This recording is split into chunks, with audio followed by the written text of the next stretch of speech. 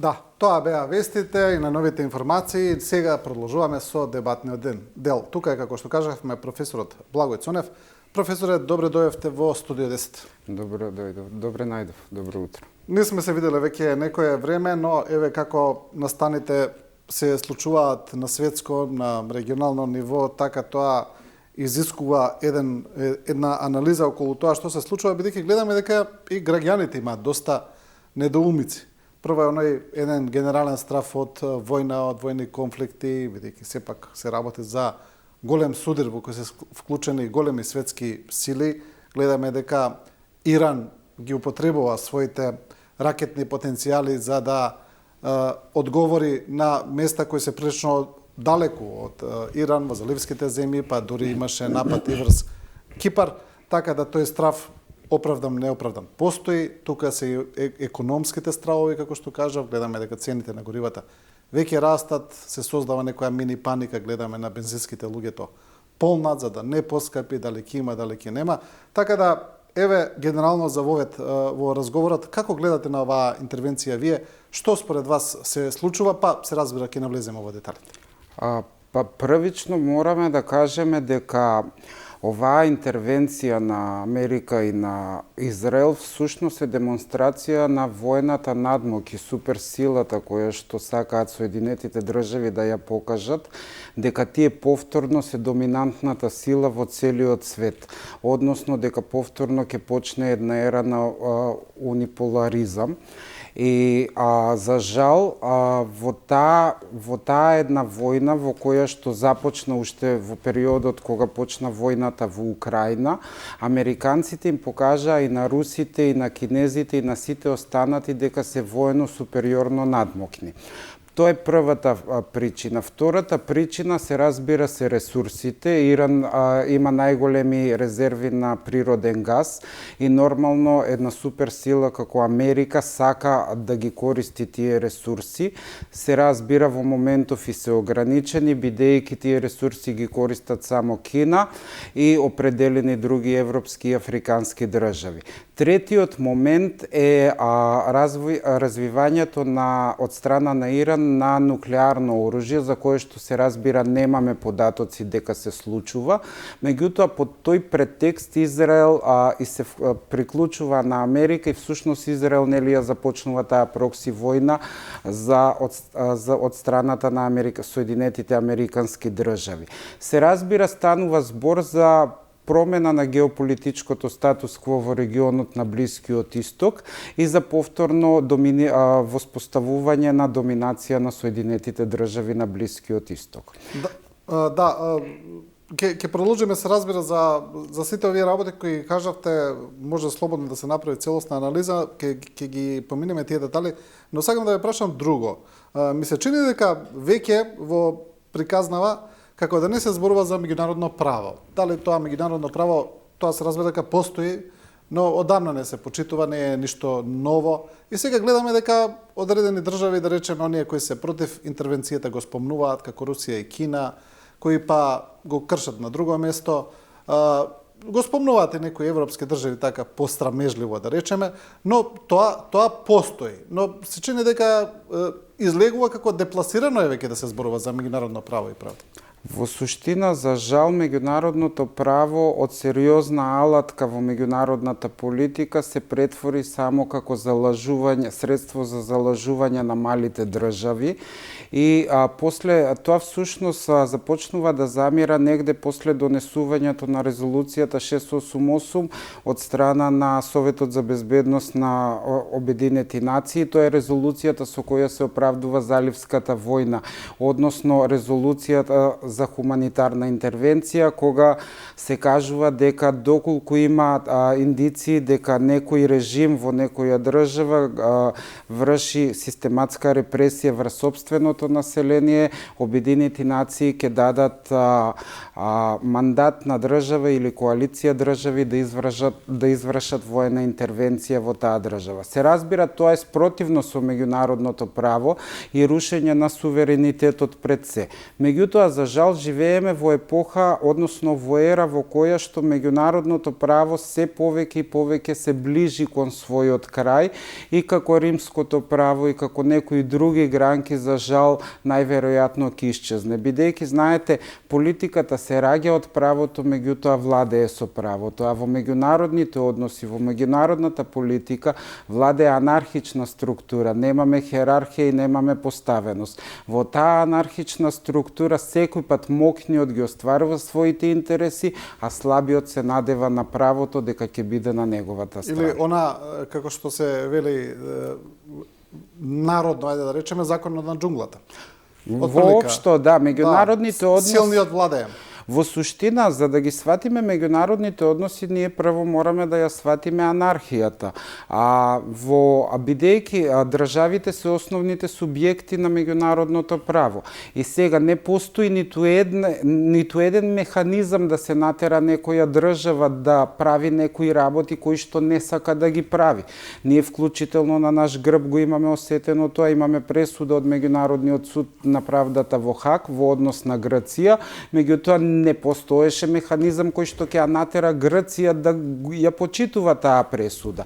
Така да исто е и во воените интервенции и во суштина таа анархија ние мораме да ја сватиме пред се, бидејќи ние сме многу мала држава. И како таква мала држава ние мораме секој пат да имаме стратешки партнери. Овде не станува збор дека сме член на НАТО, мораме да имаме стратешки партнери од страна во лицето на Европската унија, бидејќи ние не сме Чиле, па да можеме да си дозволиме да даваме изјави од типот на Чиле дека ние ги поддржуваме Соединетите држави и Израел во нивните напади на Иран, но го осудуваме Иран за тоа што врши напади врз територии, односно воени бази на Соединетите држави. Ние сепак сме на тлото на Европа и мораме нашата политика во меѓународните односи, нашите интереси да ги усогласиме, односно да ги тераме во склад со некоја поголема сила, а за жал или за добро, тоа на нас не останува само Европската унија. Да, но ова е интересно што го кажавте, бидејќи кога ги читаме коментарите, да речеме, на социјалните мрежи, па не само, ајде да речеме, коментари од генералната популација, туку и коментари од некои аналитичари, коментатори и така натаму, кои велат дека НАТО ќе се распадне, дека Европската унија ќе се распадне, па дури некако како да го посакуваат тоа, но добро, што би значило такво сценарио кога светот би западнал навистина во тотална анархија, каде што би владело само правото на посилните и ништо друго. Што се случува во тој случај со малите држави како Македонија? Значи, сега тоа е хипотетички, нели? Бидејќи го спомнуваат, многу па да објасниме што значи тоа. Меѓународните односи би се вратиле во поредокот од пред 1648 година, кога се завршува 40 годишната војна и се потпишуваат Вестфалските мировни договори. Меѓународните односи пред Вестфалија, пред Вестфалските мировни договори не се регулирани, не постои меѓународно право и се употребува само волјата на посилниот. Без разлика колку и да има право или колку да биде некоја држава од типот на Фиренца или од типот на папските држави во право за меѓународната политика, сепак волјата на големиот, волјата на мокниот излегувала на површина. Така, например, Франција секој пат своите аспирации ги покажувала кон Апенинскиот полуостров.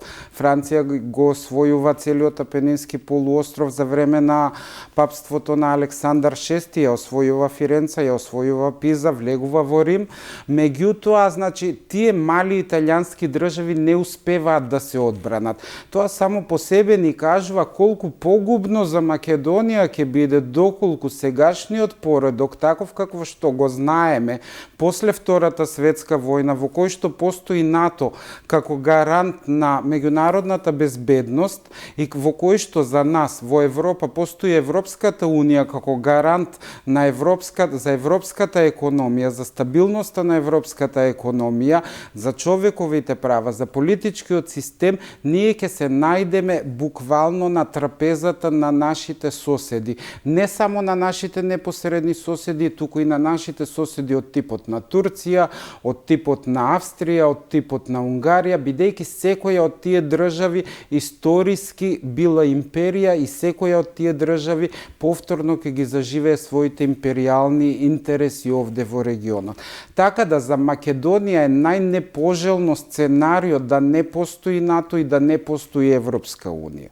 Да, еве повторно да се изразам сликовито со законот на џунглата, но и вие тоа го спомнавте, ќе се најдеме на трапезата на големите предатори. Апсолутно. Или ќе бидеме изедени. Апсолутно, тоа е, знаете, кога постои една изрека во политиката, кога одиш на вечера, а не знаеш што има за вечера, најверојатно ти си вечерата, така да најверојатно Македонија ќе биде сервирана како вечера на некоја голема сила.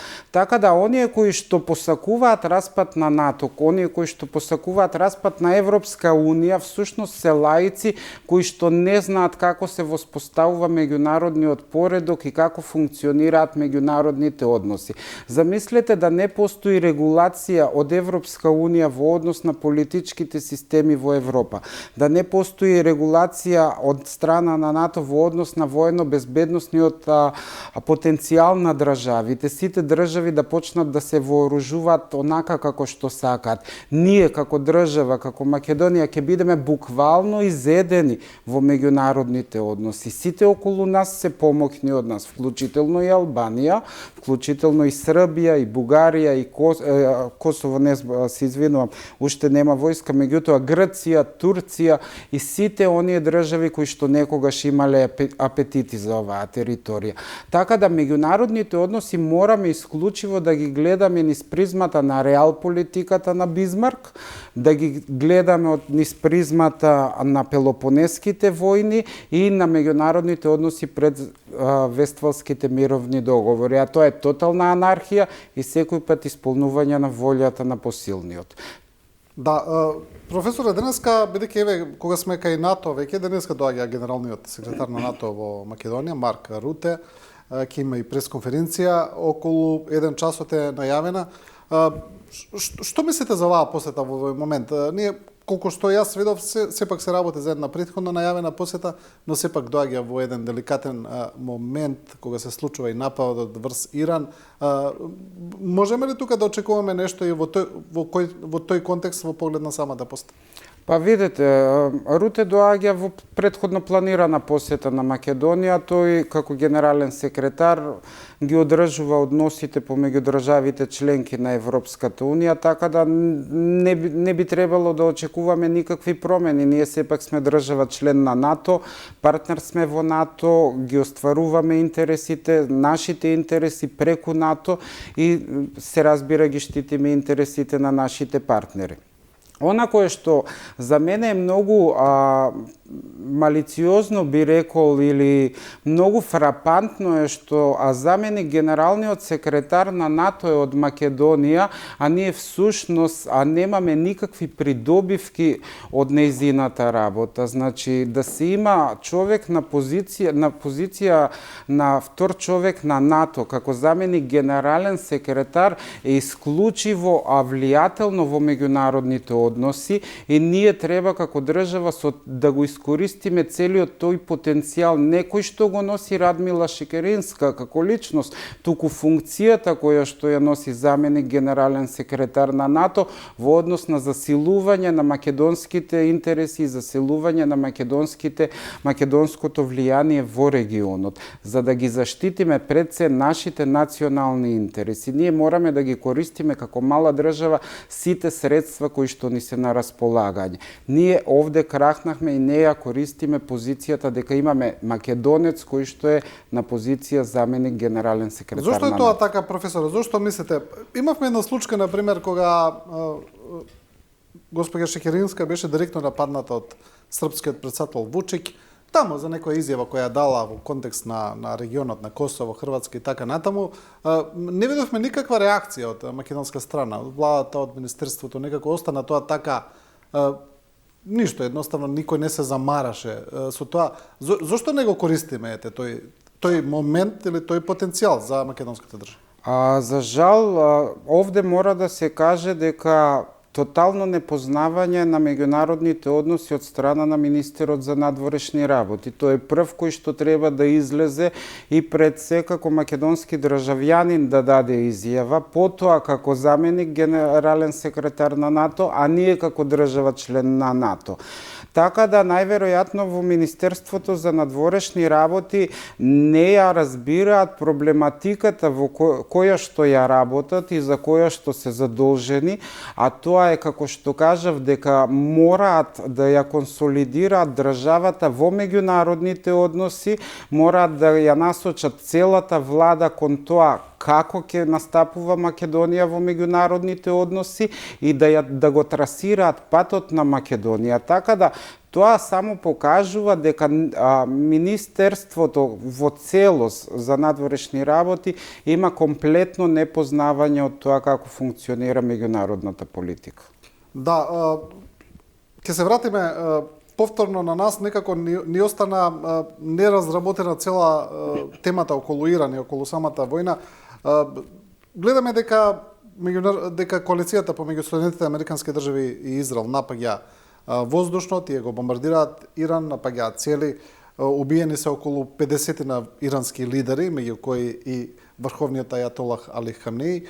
Таа интервенција се уште продолжува. Според она што можеме да го видиме, дека Иран не може да пружи некој посериозен отпор на самата интервенција, да ја спречи. Веќе е воспоставена воздушна супериорност врз Иран, тоа значи дека Иран нити може да ги лета своите авиони, нити да употребува противвоздушната одбрана. Иран употребува некои мерки на враќање на, ајде да речеме, агресијата, може да кажеме слободно, ги напаѓа заливските земји, околните земји, каде што има бази и така натаму. Засега не гледаме некакво подиректно вклучување на Русија или Кина во конфликтот, иако се на страната на Иран.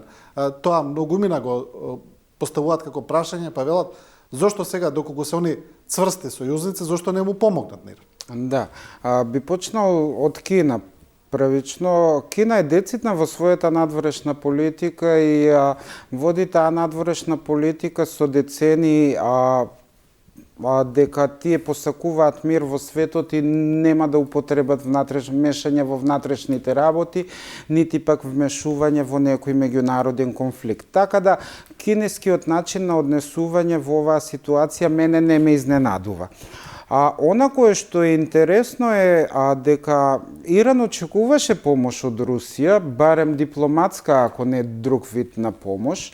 Меѓутоа, историјата повторно ни покажува дека сите оние кои што се надевале дека Русија ќе им излезне во сусрет, да се изразам со сарабизам, и Русија ќе им излезе во пресрет на македонски, тоа никој пат нема да се случи. Прво, Русија е истоштена после војната од Украина и доколку гледаме како Соединетите држави настапуваат во Иран и направиме споредба за тоа како Русија настапува во Украина, ние гледаме тотално две различни стратегии. Соединетите држави употребуваат суперсонични авиони, значи покажуваат врвна технологија, воена надмог, додека Русија остана заглавена 3,5 години во Украина. 4 години, да. Да. Меѓутоа, историски, доколку гледаме назад, доколку ние ја анализираме Русија низ призмата на меѓународните односи, ќе видиме дека Русија никој пат не се покажала како партнер на ниту една држава, односно сите блокови, сите алијанси во кои што Русија учествувала, таа ги изневерила. Значи, таа ги напуштила, така да ништо интересно и ништо фрапантно од тоа дека Русија ќе изневери некого, таа никој пат нема да застане на страна на оние кои што мислат дека и се пријатели. Еве, од најблиската историја на Балканот, Слободан Милошевиќ се надеваше дека русите ќе му помогнат во однос на воената интервенција. Москва остана нема, нели? А Бугарија во 19-тиот век се надева дека Русија ќе издействува, нели, на денешен ден е формирана Сан-Стефанска Бугарија, а дека ќе издействува Сан-Стефанска Бугарија, Русија останува нема, затоа што нејзините интереси се да ги зачува Северна Добруџа и Бесарабија во состав на империјата, не ги интересира воопшто понатаму за што ќе се случува со населението јужно од Дунав. Така да, низ историјата, Русија никој пат не се покажала како држава на која што може да се рачуна како на партнер. Да, имаме и понов пример, тоа е Венецуела, интервенцијата во Венецуела, каде што Русија исто така тврдеше дека стои цврсто зад Мадуро. Венецуела, Хрушчов се повлече од Куба, нели, за војната кај заливот на свињите. Така да не им помогнаа на виетнамците за време на виетнамската војна. Можеме милион примери да наведуваме низ историјата, каде што русите секој пат оние кои што се колневеле во нив, мислеле дека ќе ги спасат или ќе им дојдат на помош, тие никој пат не се појавили. Да, интересна е политиката на американскиот претседател Доналд Трамп. Мислам, интересна е можеби збор кој звучи преблаго во неговиот случај, но еве да кажеме така, на моменти хаотична, на моменти збунувачка, значи предизвика хаос пред се кај сојузниците, не само кај, да речеме, конкурентите на Америка, но гледаме дека она што го остварува во надворешната политика, сепак тоа се цели кои американците или американската национална политика се обидувала да ги оствари со децении, например превземањето на Венецуела. Сега, ние тука повторно ќе кажам, ние зборуваме за меѓународно право, зборуваме за цврсти интереси поврзани со тековите на енергенсите, на суровините и така натаму. Така да Доналд Трамп ја превзема Венецуела за еден ден, со тоа ги отстрани Русија и Кина од Латинска Америка. Следно е превземање на Куба, на која кажа дека се работи по мирен пат и дека ќе се случи брзо. И сега, доколку успее и оваа интервенција во Иран, Соединетите американски држави буквално ќе ги контролираат енергетските патишта во светот. Да, прво, политиката на Трамп во суштина е спроведување на американскиот хегемонизам, како што кажавме на почетокот, на целата земјина топка. Она кое што го направи во Венецуела е слично на она кое што го направија во Чиле, кога го убија председателот Салвадор Алиенде и го инсталира Августо Пиноче наместо него. Меѓутоа, за жал, како што кажавме, во меѓународните односи хегемонот секој пат ги остварува своите интереси. Трамп со завземањето на Венецуела, односно ставање на Венецуела под американски чадор, само ја довршува имплементацијата на доктрината Монро. Тоа е американската доктрина за надворешна политика од 19 век на председателот Џејмс Монро, кој што кажува дека Соединетите држави нема да се мешаат во случувањата на источниот полутопка од земјата, доколку тогашните големи сили Британија, Франција, Русија не се мешаат на западната полутопка од земјата. Така да американците во суштина ја ставаат под нивни чадор цела Америка и Јужна и Северна. Го склучија договорот со Данска за Гренланд, значи сите оние кои што мислеа дека НАТО ќе се распадне, нели после тензиите кои што се случуваа на Гренланд, го склучија договорот за дека Данска ќе набавува оружје, со тоа ги спласна можностите за големите произведувачи на оружје во Америка, тие да ја снабдуваат Данска и нордиските држави. Цврсто ја држат Норвешка, ги држат ресурсите енергетски во Северно море и, како што рековте, со последнава интервенција, која не најверојатно, туку се разбира дека ќе биде успешна, Америка дефинитивно ќе се забетонира како основен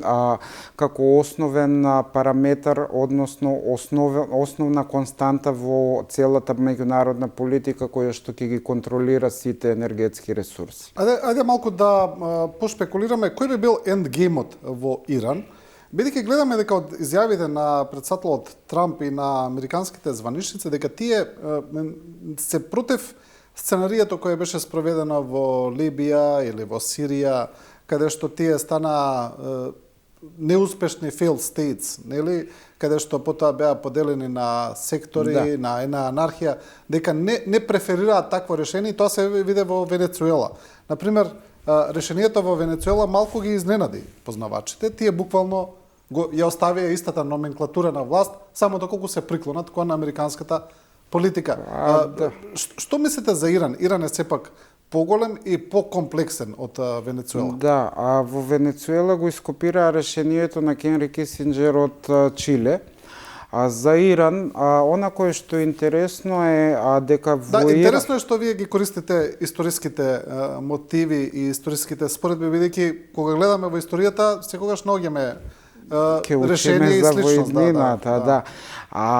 Она кое што е интересно за Иран е дека ниедна држава не може, ниедна суперсила нема да може да го контролира Иран, од причина што иранците, нели, кога почнаа да протестираат во последните 2-3 години, иранците не протестираат против промена на режимот, кој што за нас од западна точка на гледање е угнетувачки, репресивен и се однесува, нели, така спрема своето население. Иранците протестираат бидејќи имаме над 75% инфлација во државата, односно иранците се незадоволни од економијата која што се води.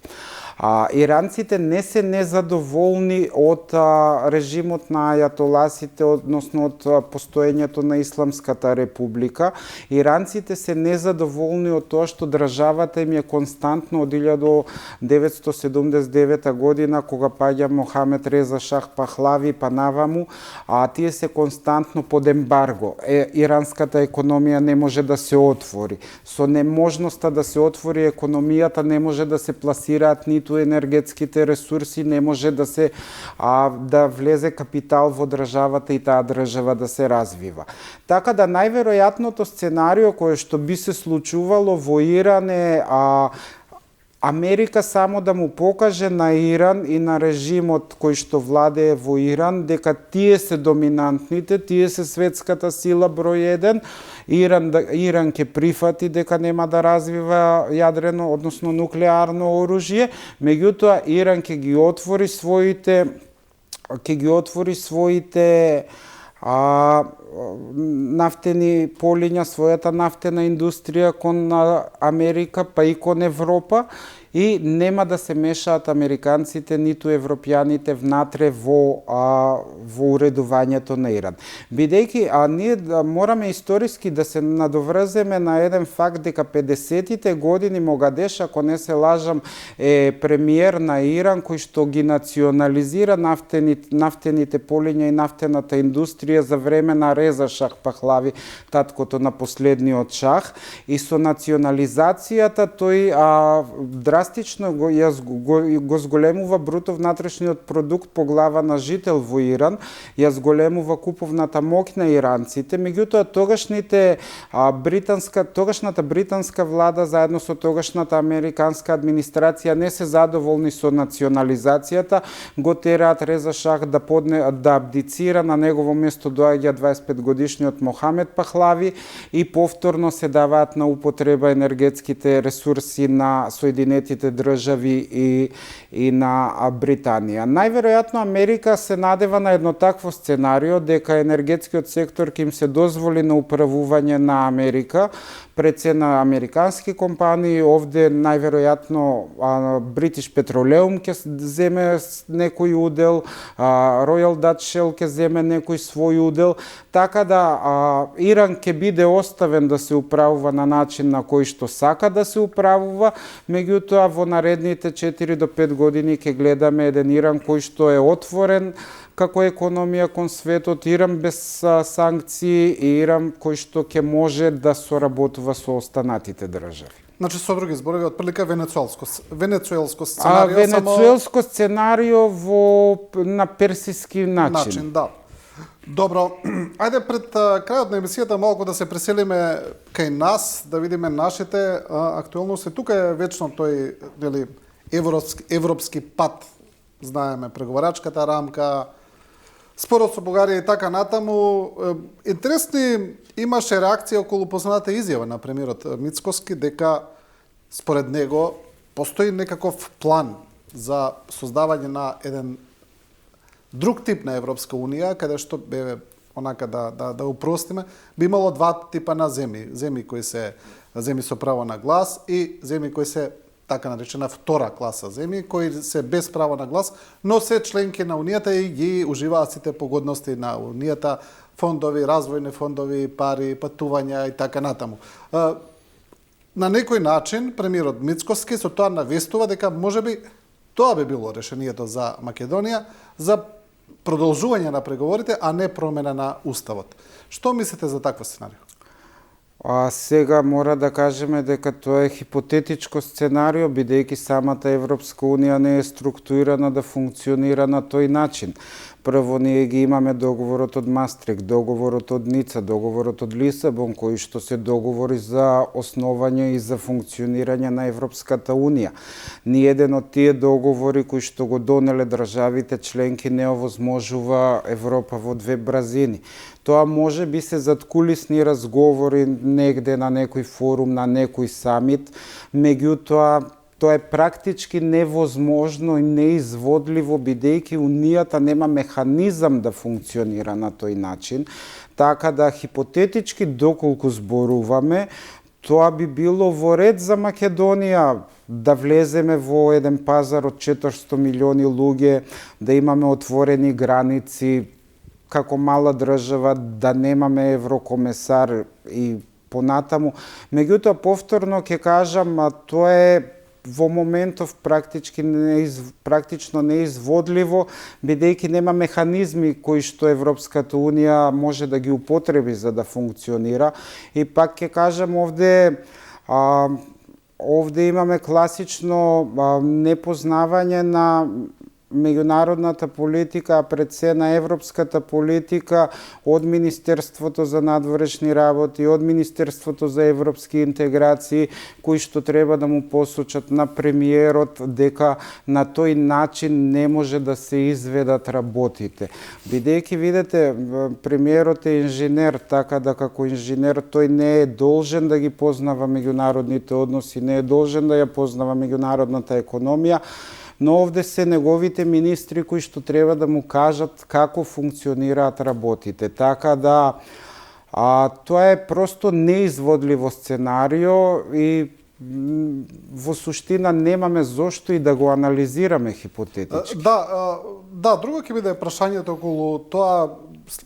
Сличен одговор како вас даде и евроамбасадорот Рокас, кој рече дека не постои таков механизам во Европската Унија, а рече дека тоа не е ни на маса дури, и тој се изрази хипотетички, но доколку и би се разговарало, и за такво нешто е потребна согласност од сите земји членки, меѓу кои и Бугарија, нели?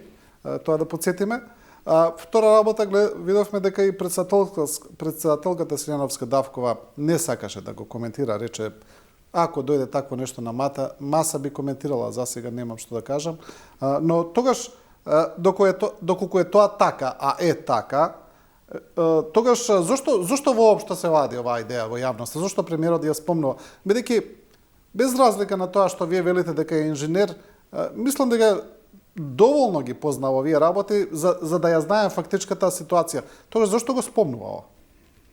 Па најверојатно сака да најде некое решение со кое што на Македонија би се овозможило асоцирање кон Европската Унија, нели, ние имаме договор за стабилизација и асоциација и сепак Македонија е европска држава со јасно трасиран европски пат, така да најверојатно сака да најде некаков вид на решение кој што би ја трасирало се извинувам државата кон евроинтегративниот процес, а при тоа да ги заобиколи оние класични механизми на поставување на вето. Меѓутоа, да ве исправам, ние во моментов немаме блокада од Бугарија, ние во моментов имаме блокада од Европската Унија, бидејќи не е Бугарија таја која што на нас ни кажува дека не можеме да влеземе во Европска Унија доколку не промениме устав,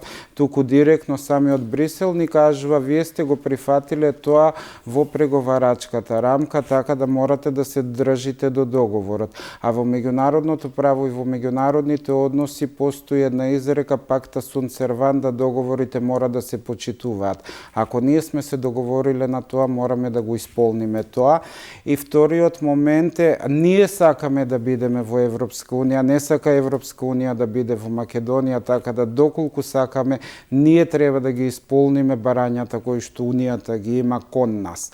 Сега да не се залажуваме и да кажуваме дека во интерес на Македонија е да не биде членка на Европската Унија, и како е во интерес на Македонија да биде членка на Европската Унија, бидејќи едно вакво хипотетичко сценарио, ја би ви дал еден хипотетички одговор. Доколку Македонија договорила употреба на ерга омнес име за севкупна надворешна употреба 1996 година, во тој случај Македонија веќе би била поканета за членство на НАТО 2002 година на самитот во Прага, би станала член на НАТО 2004 година, заедно со групата држави Словенија, Унгарија, Чешка станува претходно, ако не се лажам, Словачка, Бугарија, Романија. И Хрватска, мислам. Не, Хрватска е 2008 со Албанија. И би станала, значи, 2004 во Европска Унија. Доколку 96 година Македонија го постигнеше тој договор со евроориентираниот премиер на Грција Костас Симитис, кој што доаѓа после Папандреу, премиерот од ПАСОК. А 2007 година Македонија како политичко решение хипотетички ќе влезеше во Европската Унија заедно во блок со Бугарија и со Романија.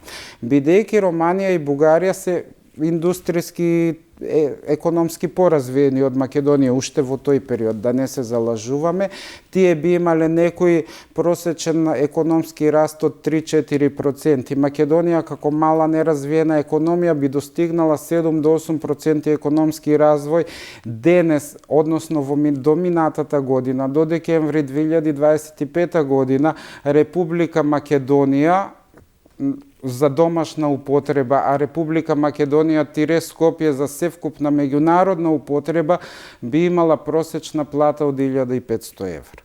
Тоа е хипотетички одговор на секој едно хипотетичко сценарио кога некој ќе каже дека не ни треба Европската Унија. И како ни треба Европската Унија, и во однос на вашето прашање, мислам дека премиерот се наоѓа да најде некаков одговор на тоа како да ги задвижиме работите напред, но овде, значи, еден совет од академска гледна точка е немаме друг начин освен да отиде во Софија, да се договори, да отиде министерот за надворешни воати на премиерот во Софија, да ги отворат можностите за разговори, да седнат со европските лидери, да разговараат, за да конечно го задвижат тој процес. Да.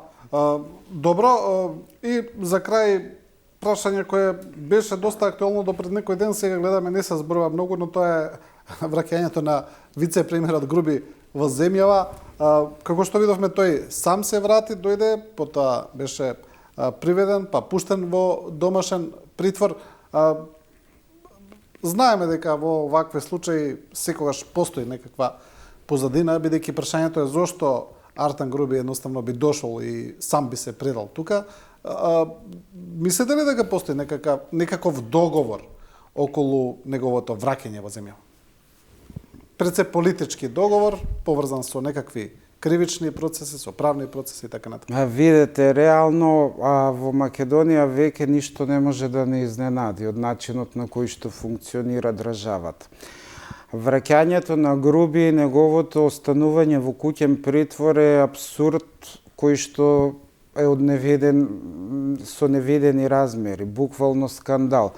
Од такви скандали паѓале глави на министри паѓале влади низ историјата на човештвото, односно на човечката цивилизација. А она кое што ние можеме да го кажеме дека имаме пропуст дефинитивно, иако ние не можеме да толкуваме одлуки на обвинителство, одлуки на Министерство за внатрешни работи, очигледно имаме пропуст на безбедносниот сектор, на обвинителството во однос на тоа. Така да дали постои некој политички договор во однос на враќањето на гроби, најверојатно постои. Како ќе се одвиваат работите понатаму останува да видиме. Тоа е сепак внатрешна политика, национална политика, можеби гроби има некакви информации кои што ние обичните смртници не ги знаеме, можеби се за доброто на државата тие информации, ќе видиме како понатаму. Меѓутоа сепак е неговото враќање една голема енигма. За жал, човекот наместо во притвор, ефективен притвор, отиде во домашен притвор. Овде е подклекнување на обвинителството, подклекнување на судството, полицијата и така да сето ова укажува дека доколку бевме член на Европска Унија, тоа немаше да се случи. Да. Добро, професоре Цонев, ви благодарам на ова гостување. Ви благодарам и на вас.